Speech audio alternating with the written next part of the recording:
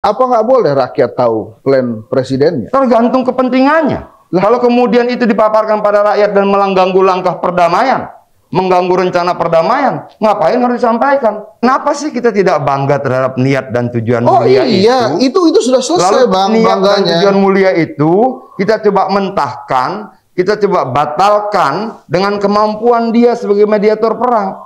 Datang, selesai, damai, langsung salaman gitu Putin sama Presiden Ukraina, langsung peluk-pelukan meneteskan air mata. Enggak dong. Saya sebagai rakyat mengutarakan kekhawatiran saya pada saat presiden ke daerah perang. Khawatirnya kenapa ya? Lah kalau kena bom gimana? Loh, kita membawa, Presiden Jokowi membawa pasukan terbaik yang kita miliki. Ya tetap Bang, tapi Bahkan kan itu perang. Assalamualaikum warahmatullahi wabarakatuh. Salam sejahtera bagi kita semua. Salam Om Swastiastu, Namo Buddhaya, salam kebajikan. Podcast teks kali ini akan menayangkan sebuah perdebatan antara pengamat politik tangguh melawan Adian Napitupulu. Ini adalah perdebatan part kedua. Kita tahu sampai sekarang negara Rusia dan Ukraina masih berperang. Dan presiden kita sudah pernah berangkat ke sana membawa misi perdamaian. Dan itu menurut saya harus menjadi contoh kepada para pemimpin-pemimpin dunia lainnya. Perdebatan kali ini, pengamat politik ini dikasih paham oleh Bang Adian. Mungkin pengamat politik ini sangat lihai, sangat piawai dalam membawakan seni komunikasinya antara bangga, khawatir, dan mungkin mengolok-olok. Tetapi Bang Adian memberikan argumentasi yang maknyus. Selamat menyaksikan podcast teks persembahan dari Domestik TV. Berikan komentar Anda dengan baik, dengan sopan, dengan santun, dengan data, dengan fakta. Terima kasih. Salam merdeka.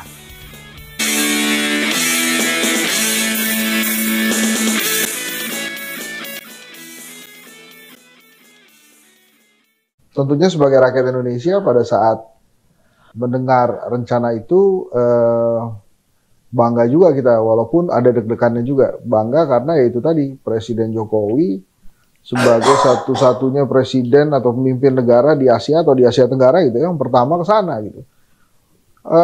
Walaupun kemudian setelah itu saya kepikiran ngapain gitu ya ke sana. Karena ada beberapa hal yang pasti ada alasan juga pemimpin-pemimpin negara di Asia atau di Asia Tenggara ini nggak ke sana gitu. Lantas apa kemudian tujuannya? Kan bikin rakyat seperti saya ini deg-degan juga gitu. Kenapa ini presiden kita harus terbang ke sana gitu ya? Nanti kalau kenapa-napa susah Indonesia kan? Nah kalau kemudian katanya membawa misi perdamaian, saya mencatat begini Bang Karni.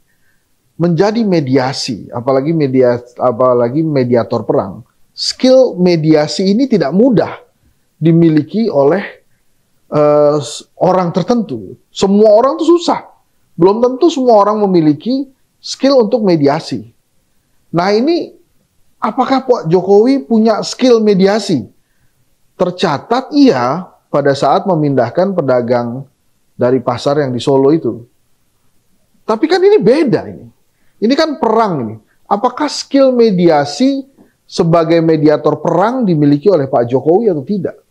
Kalaupun memiliki, jadi harusnya ada plan-plan, rencana-rencana. Setelah ini apa, setelah itu apa. Nah kalau kemudian jadi messenger saja, itu sih bukan mediator, itu ya perannya sebagai messenger. Nah kalau skill mediator nggak punya, ngapain nyerahin nyawa gitu ke sana? Ya alhamdulillah sampai hari ini Pak Jokowi kembali dengan selamat gitu ya. Kemudian menurut beliau banyak hasilnya, tapi kan tetap saya pertanyaan-pertanyaan ini tuh saya harus ajukan. Bagaimana mungkin seorang presiden tidak memiliki plan-plan tertentu terhadap misinya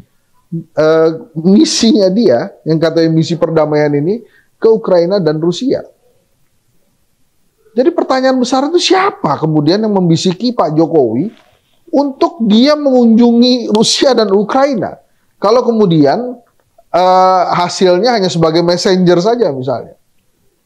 Kan nggak seru juga kalau kemudian banyak netizen berseloroh gitu ya.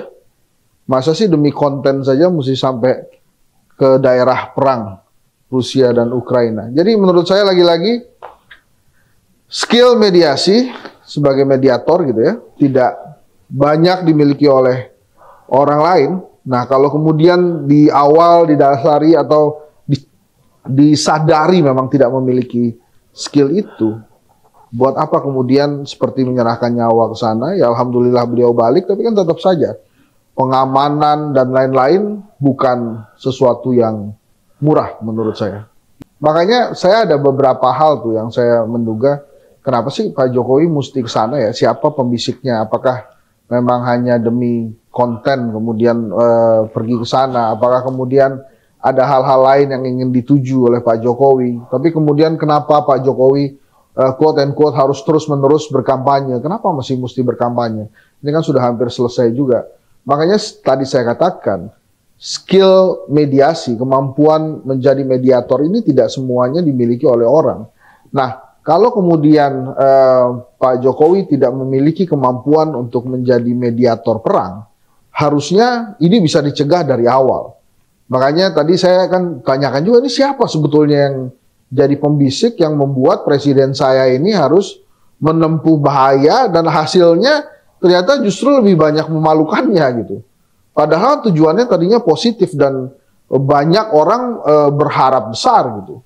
Tapi memang ternyata jauh panggang dari api juga. Nah saat ini akhirnya Pak Jokowi berusaha melupakan itu. Mulai lagi melakukan kunjungan-kunjungan, bagi-bagi bantuan sosial. Bahkan seingat saya Bang Karni, sampai hari ini pun Kemenlu belum mengeluarkan pernyataan apapun tentang hasil kunjungan Pak Jokowi ke Ukraina dan Rusia. Termasuk juga membela pernyataan dari Ukraina tersebut. Iya, tapi kan kita tunggu aja hasilnya Bang. Sampai hari ini kan belum ada geliat-geliat ke arah sana gitu. Kalau kemudian ngangguk-ngangguk aja seperti pada saat mengunjungi Elon Musk itu kan hasilnya Kopiko aja yang senang. Gitu, kita sampai hari ini kan belum mendapatkan hasil apa-apa gitu. Jadi maksud saya kalau memang tujuannya adalah baru dirasakan jangka panjang, ya sampaikan juga gitu ke rakyat nanti ya, sabar dan tunggu gitu. Mudah-mudahan ini akan segera dikirim nih gitu. Gandumnya Bang, bukan roket maksud saya. Kalau saya bilang gagal nanti kecewa juga Pak Jokowi. Jadi menurut saya ini hasilnya so-so. Yang lain kali, lain waktu harus dipertimbangkan lah. Kalau memang kemampuan sebagai mediator untuk memediasi perang tidak mumpuni, ya nggak usah juga bertaruh nyawa ke sana. Ya oke lah dapat konten, tapi kan nggak segitunya gitu. Harus membuat seluruh rakyatnya deg-degan, mengkhawatirkan keselamatan presiden. Ya mudah-mudahan hasil yang tadi Bang Kardi bilang sukses itu betul-betul sukses, gandumnya bisa hadir ke sini.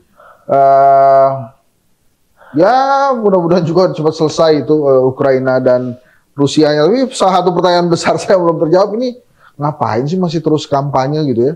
Ini kampanye lagi atau demi kampanye atau memang betul-betul ada sebuah misi yang memang direncanakan dengan baik gitu. Saya sih tidak melihat misi ini direncanakan dengan baik gitu Bang. Jadi kalau tadi Abang pilihannya baik, gagal atau sosok, saya sosok aja deh. Sesuai dengan politik kita yang bebas aktif dan non-blok itu. Makanya itu kan misteri itu buat kita. Ini siapa sih pembisiknya? Ngapain sih membisikin presiden mesti ke sana gitu? Kalau cuma sekedar komunikasi yang ini kan kita lihat ya orkestrasinya. Mungkin ya, mudah-mudahan saya salah nih. Pak Zelensky dapat informasi ini Presiden Jokowi, Presiden Indonesia mau ke sini gitu. Pak Putin juga Presiden Jokowi, Presiden Indonesia mau ke sini gitu. Mungkin dalam pikiran mereka sama tuh, ngapain nih orang gitu kan? Oh, dia mau membicarakan tentang gandum. Oh ya udah gitu. Mau mendamaikan kita dengan antara Rusia dan Ukraina kan mikir juga gitu. Oh ya udahlah niat baik mungkin ya udah silakan aja lah kalau mau ke sini. Gitu. Tapi kan dari gesturnya Pak Jokowi itu ya kalau kita tangkap dari klip-klip yang kita terima ini di Indonesia, ada roman tegang gitu ya, apalagi pada saat berhadapan meja dengan Pak Zelensky gitu.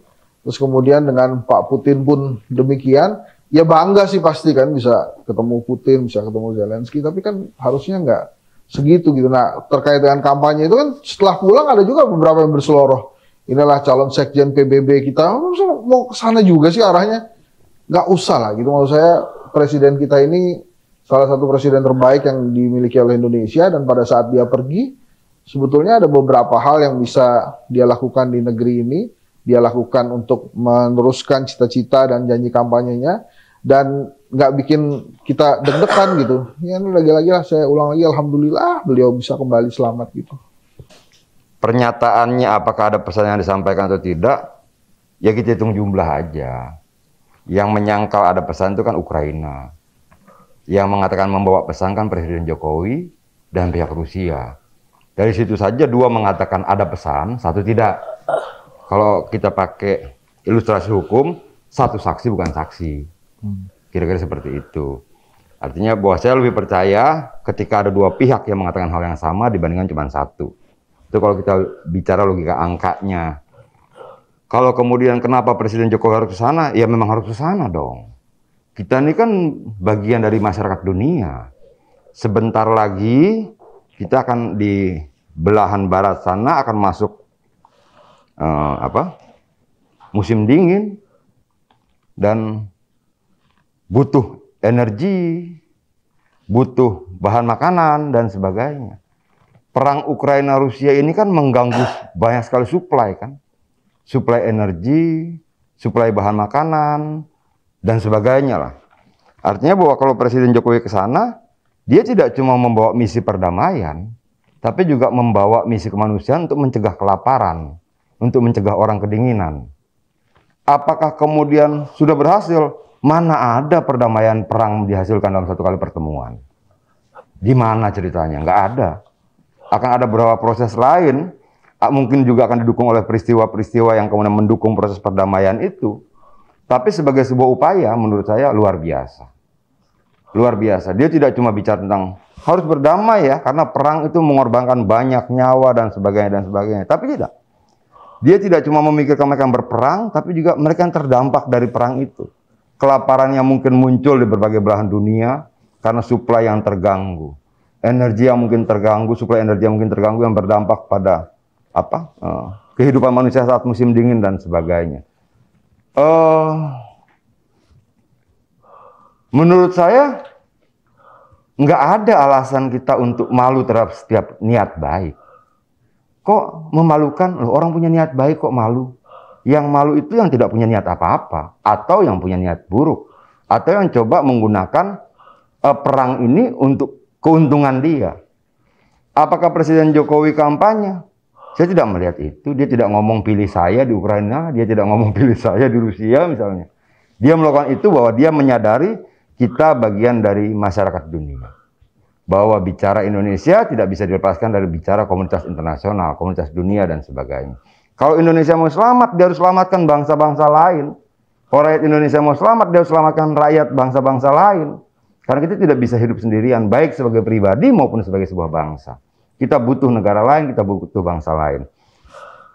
Presiden Jokowi melaksanakan langkah itu. Apa salahnya? Nggak ada.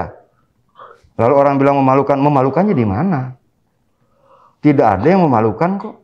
Orang katakan gagal, gagalnya di mana? Coba kita buka sejarah-sejarah perundingan perang. Mana ada yang selesai dalam satu kali pertemuan? Mana ada yang selesai dalam satu kali keberangkatan? Mungkin butuh 5 kali, 6 kali, 12 kali. Tapi bagaimanapun hasilnya, menurut saya jangan berhenti. Jangan berhenti karena celaan orang. Jangan berhenti karena hinaan orang. Jangan berhenti karena dugaan orang. Jangan berhenti walaupun tertawakan. Kalau itu berangkat dari niat baik dengan tujuan baik, terus lakukan berulang-ulang. Terlepas orang mau mengatakan seperti apa. Mungkin alat ukur memalukan bagi dia ketika satu kali datang dan perang tidak berhenti seketika, itu memalukan. Mungkin bagi mereka bahwa ketika ada penyangkalan terhadap pesan itu oleh Ukraina, itu memalukan. Ya mungkin alat ukurnya nggak sama aja. Kalau menurut saya tidak memalukan. Kenapa tidak memalukan soal pesan? Ukraina menyangkal, Rusia mengatakan iya, ada kok pesannya disampaikan. Kenapa berbeda antara Rusia dan Ukraina? Ya namanya juga perang. Orang katakan begini Bang Karni, korban pertama perang bukan manusia dan harta benda, tapi kebenaran itu sendiri. Artinya bahwa kemudian ada propaganda, ada saling bantah, saling sangkal untuk kepentingan meyakinkan moralitas pasukan dan sebagainya, bisa-bisa aja. Tapi saya percaya presiden saya tidak berbohong. Dan pernyataan dia didukung oleh Rusia. Memang ada pesan kok yang disampaikan. Dalam komposisi logika angkanya 2:1, saya percaya yang 2 dong. Kira-kira seperti itu Bang Karni. Apakah yang mengatakan memalukan itu juga salah? Enggak, karena menurut saya alat ukurnya aja nggak sama. Alat ukur saya dengan mereka tidak sama. Bagi saya, kalau saya punya niat baik, tujuan baik, saya bekerja maksimal untuk niat dan tujuan itu, gagal pun tidak memalukan. Yang memalukan adalah mereka yang tidak mencoba apa-apa. Yang memalukan adalah mereka yang tidak melakukan apa-apa, tapi berbicara banyak dan mencela mereka yang mengambil langkah itu. Tapi kan bahwa Presiden Jokowi ketika menyampaikan ada pesan yang disampaikannya pasti juga punya pertimbangan dong. Dia punya pertimbangan bahwa kenapa ini harus disampaikan. Bahwa kemudian Ukraina merasa harusnya itu jangan diomongin, kira-kira seperti itu. Lalu kemudian dia membantah, ya itu urusan mereka. Tapi kita tidak berbicara tentang bagaimana Ukraina dan Rusianya, tapi bagaimana presiden kita, Pak Jokowinya. Langkah dia benar. Langkah dia harus didukung. Bahkan kalau kita berperang dengan negara lain, kita mungkin mengharapkan ada Jokowi dari negara lain yang berupaya untuk mendamaikan, terlepas dari hasilnya bagaimana. Kenapa sih tidak kita berpikir tentang rakyat Ukraina? Misalnya setiap hari sekarang susah makan, hidup dalam ketakutan. Mungkin kedatangan Jokowi ditunggu-tunggu betul oleh rakyat mereka. Terlepas dari apapun hasilnya. Kenapa kita tidak coba menempatkan diri kita dalam kondisi mereka? Ayo kita andaikan kita sedang berperang dengan negara lain. Mungkin nggak kita menunggu Jokowi dari negara lain datang untuk berusaha mendamaikan? Terlepas dari upaya berhasil atau tidak berhasil. Terlepas berhasil dalam satu kali kedatangan atau mungkin kedatangan ke-10, ke-15 dan sebagainya. Tapi ada orang yang mau mendamaikan kita saja pun harus kita syukuri. Saya sih membayangkan saya sebagai orang Indonesia aja, presiden kita ke sana, yang saya bingung itu dari awal, ini punya plan-nya nggak sih? Kan Punya presiden rencananya tuh apa aja? Ya saya setuju Bang, nggak ada yang baru sekali terus kemudian damai gitu. Tapi minimal kan ada plan-nya gitu. Nah dari apa yang disampaikan Pak Jokowi ke rakyat, ke kita, itu terlihat sekali plan-nya ini cuma sekali kunjungan itu. Yang Plan menurut rencana saya, maksudnya. Ya Hebat dong presiden. rencananya, nggak maksud saya, rencananya itu setelah ini terus apa? Kehebatan seorang politisi ketika rencananya tidak bisa dibaca orang lain. Iya, tapi kan Artinya ini kalau menyangkut kemudian- negara, Bang. Bukan, kalau kemudian Pak Henry tidak mampu membaca plan Presiden Jokowi, ya keren dong. Loh, Masa harus diumbarkan rencana saya Oh nanti bukan, nggak perlu. tapi kan kita lihat ada nggak kemampuannya sebagai kemampuan mediasi itu dimiliki nggak oleh Presiden kemarin. Makanya saya tuh mengharapkan lebih dari sekedar polemik Zelensky atau salaman dengan Rusia hasilnya. Karena dari sana itu kita bisa melihat apakah Presiden memiliki kemampuan mediasi sebagai mediator perang Nggak, itu. alat which is ukur kemampuannya artinya nggak apa ya? mudah. Ya makanya kan saya nggak tahu. Nggak, alat ukur yang dibilang dia tidak mampu atau dia mampu itu apa alat ukurnya? Kalau menurut saya begini. Karena plannya Dia setelah itu nggak jelas, hasilnya juga kita lihat belum ketahuan. Gitu. Kalau menurut saya begini. Apakah cuma gara-gara dia presidensi G20 terus ke sana ya udah. Kalau memang karena dia sebagai presiden G20, oke, berarti memang sekali aja cukup menyampaikan undangan yang akhirnya sudah dijawab oleh Zelensky. Kalau nanti perang sudah reda, saya akan datang. Nah itu kan itu salah satu hasil sebetulnya. Tapi kalau kemudian frame-nya adalah untuk mendamaikan perang, menurut saya jadi kurang tepat, gitu Iya, Bang. bisa. Nah, kalau menurut saya begini, alat ukur mampu tidak mampu itu apa? Dia tidak mampu, tidak punya kemampuan untuk mendamaikan dan sebagainya. Alat ukurnya apa? Bahwa kemudian ketika dia sanggup bertemu Presiden Rusia, dia bertemu dengan Presiden Ukraina, itu sudah sebuah bentuk kemampuan. Iya dong. Nah, tapi Dia kemampuannya datang bukan sebagai mediator. sebentar dong. Dia datang untuk bertemu dua pihak yang bersengketa, di mana sengketa itu melahirkan darah, keringat, air mata, duka dan sebagainya, gedung-gedung. Dia datang bertemu masing-masing pihak dan menyampaikan keinginan, yuk kita berdamai. Hasilnya apakah harus itu? Memangnya mendamaikan perang semudah membalik telapak tangan? Enggak, Tidak dong. Tidak, makanya. Jadi kalau dibilang tidak punya kemampuan, alat ukurnya apa kita bilang tidak punya kemampuan? Enggak, kalau dibilang saya tidak tahu rencananya, memang harus disampaikan terbuka rencananya. Saya nggak bilang Presiden tahap Jokowi pertama tidak punya begini, tahap kemampuan. kedua begini, tahap ketiga begini, tahap keempat begini. Kalau begini nggak begini, terus dipaparkan depan publik begitu? Nggak bisa dong. Bahwa Bung tidak tahu rencana berikutnya, ya nggak apa-apa. Tapi ketidaktahuan Bung terhadap rencana kedua, ketiga, keempat itu tidak membuat apa yang dilakukan Presiden Jokowi menjadi salah. Tidak membuat apa yang dilakukan Presiden Jokowi menjadi tidak benar, menjadi memalukan dan sebagainya. Bang Adrian, itu dong. Apa nggak boleh rakyat tahu plan presidennya? Tergantung kepentingannya. Kalau kemudian itu dipaparkan pada rakyat dan mengganggu langkah perdamaian, mengganggu rencana perdamaian, ngapain harus disampaikan? Nggak bisa dong. Ya kenapa? Karena kan dia ke sana juga atas nama rakyat Indonesia. Lo tidak bisa. Makanya dong. tadi saya katakan, saya tidak mengatakan Presiden tidak mampu, tapi saya justru bertanya apakah Presiden Jokowi memiliki kemampuan mediasi sebagai mediator perang untuk menyelesaikan perang. Kalau kemudian ada, boleh dong rakyat juga mendengarkan kira-kira plannya apa. Kenapa sih kita tidak bangga terhadap niat dan tujuan mulia itu? Itu sudah selesai. Lalu Bang, niat bangganya. dan tujuan mulia itu kita coba mentahkan, kita coba batalkan dengan kemampuan dia sebagai mediator perang. Loh, mediator perang itu mampunya kayak apa sih? Datang, selesai, damai, langsung salaman gitu Putin sama Presiden Ukraina. Langsung peluk-pelukan meneteskan air mata? Enggak dong. Bang, ada tahapnya. Gini, tapi tahap pertama, dia datangi Presiden Ukraina, dia datangi pihak Putin. Bisa dia temui? Bisa. Bisa dia sampaikan? Bisa. Bisa dia bicarakan? Bisa. Langkah pertama, membuktikan dia mampu. Bagaimana muaranya? Banyak faktor dong. Banyak faktor. Kalau bicara bangga kita. Sudah.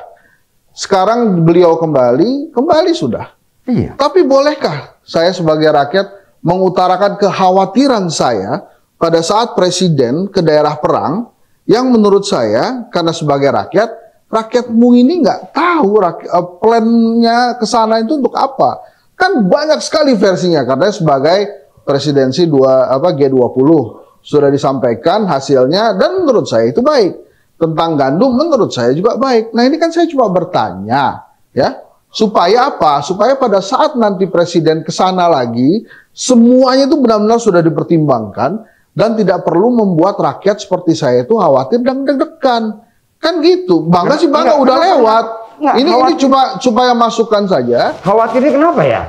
Lah kalau kena bom gimana? Loh, kita membawa Presiden Jokowi membawa pasukan terbaik yang kita miliki. Ya tetap Bang, tapi kan itu perang. Bahkan kadang-kala begini loh. Untuk keselamatan umat manusia, menjauhkan umat manusia dari potensi kelaparan, udara dingin dan sebagainya. Presiden-presiden kita, Presiden Jokowi mengambil langkah itu. Harusnya kita dukung. Nggak bisa kita dukung dengan pasukan bersenjata, kita dukung dengan doa. Iya, udah dilakukan. Saya melakukan itu. Presiden Jokowi juga katakan, saya tidak mengkhawatirkan diri saya. Saya lebih mengkhawatirkan kalau kemudian jutaan umat manusia harus bertikai satu dengan yang lain karena berebut beras.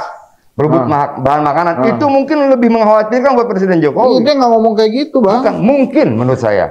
Mungkin itu lebih mengkhawatirkan buat dia. Dan itu yang membuat dia berangkat. Kadangkala begini ya, cinta yang terlalu besar tidak kemudian membuat dia memikirkan keselamatan dirinya lagi.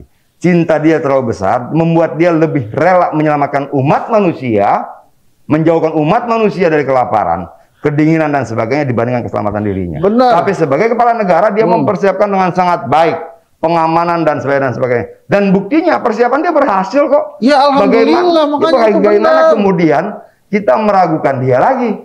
Nggak meragukan, deg-degan. Oh, kalau cuma deg-degan ya wajar. Sekarang gini, Bang, menurut Abang, nanti kalau dia ke sana lagi, plannya mesti lebih jelas dan clear gak? Menurut saya dia punya plan yang jelas dan clear.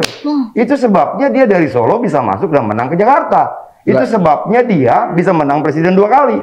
Karena dia punya plan yang luar biasa. Iya, itu sebabnya nanti setelah 2024 dia harus turun, Bang. Iya, karena itu konstitusi kan. Ya, iya. Cocok. Itu. Cocok dong. Baik pemirsa,